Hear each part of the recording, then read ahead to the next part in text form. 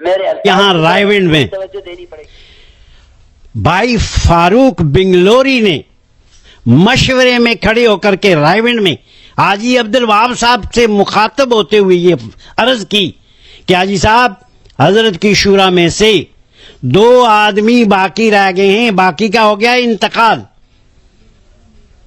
ایک آپ ہیں اور ایک مولانا سعد صاحب ہیں، لہذا اس شورا میں اضافہ کر دیا جائے۔ حاجی صاحب نے فرمایا کہ یہ بات تفصیلی مشورے سے کرنے کی ہوتی ہے۔ اس پر واٹس ایپ میں فاروق بھائی کی آواز موجود ہے، انہوں نے جواب دیا حاجی صاحب اس کے حق صرف آپ کو اور مولانا سعد صاحب کو ہے، اب 2 ہیں، اب دونوں مل کر، اس میں بڑے مشورے کی ضرورت نہیں ہے، اس کا تعین فرما دیں۔ اس کے بعد یہ مجلس ختم ہو گئی، کوئی بات، کوئی مزید اس پر تبصرہ نہیں ہوا۔ دوسرے دن انہی لوگوں نے کچھ نام لکھے کہ یہ بین الاقوامی شورا کے لوگ ہیں، اور حاجی صاحب کے پاس لے کر گئے، جو میں نے سنا ہے مصدقہ طریقے سے۔ حاجی صاحب کو یہ کہا کہ حاجی صاحب باقیوں نے دستخط کر دیے ہیں۔ حاجی صاحب نے پوچھا بھائی سب کا اتفاق ہے؟ انہوں نے کہا جی سب کا اتفاق ہے۔ تو حاجی صاحب نے اس پر دستخط کیے بقول حاجی صاحب کے، اور پھر یہ لے کر آئے مولانا سعد صاحب کے پاس۔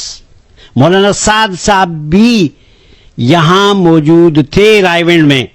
مولانا کو جب بتایا گیا کہ یہ عالمی شورا بنی ہے تو مولانا کا جواب یہ تھا کہ تبلیغ میں نہ عالمی شورا تھی نہ ہے، نہ اس کی کوئی ضرورت ہے۔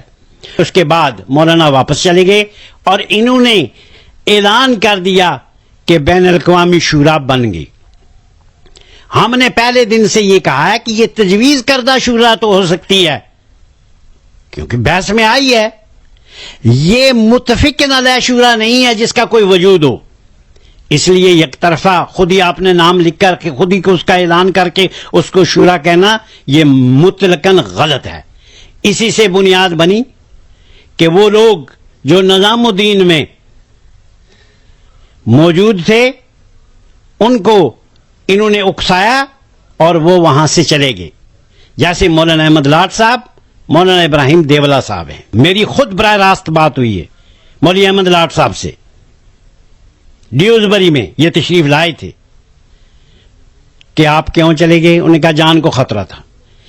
میں نے اور شبیر بھائی نے کہا کہ ہم آپ کے ساتھ چلتے ہیں اور اس وقت تک رہیں گے جب کہ آپ کو کوئی خطرہ باقی نہ رہے، آپ کو چھوڑ آتے ہیں۔ انہوں نے کہا جی میں تیار ہوں، اگر رات کو جا سکا ہوں تو صبح کو انتظار نہیں کروں گا، آپ مولانا ابراہیم دیولا صاحب کو تیار کریں۔ ہم نے مولانا سعد صاحب سے بات کی، مولانا سعد صاحب چل کر گئے ہیں مولانا ابراہیم دیولا کے ہاں، یہی کچھ کر سکتے تھے، یہی کچھ انہوں نے کیا ہے، اس کے باوجود بھی وہ واپس نہیں گئے۔ یہاں رائے ونڈ میں یہ حضرات آئے، یہ آن ریکارڈ ہے، حاجی عبد الوہاب صاحب نے بلایا، کہا بھئی تم کیوں وہاں سے چلے گئے ہو، واپس جاؤ، نظام الدین میں ہی واپس جاؤ، وہیں سے کام کرو، انہی کے مشورے سے چلو۔ یہ پلی لی مولانا احمد لاٹ صاحب، میاں احسن صاحب،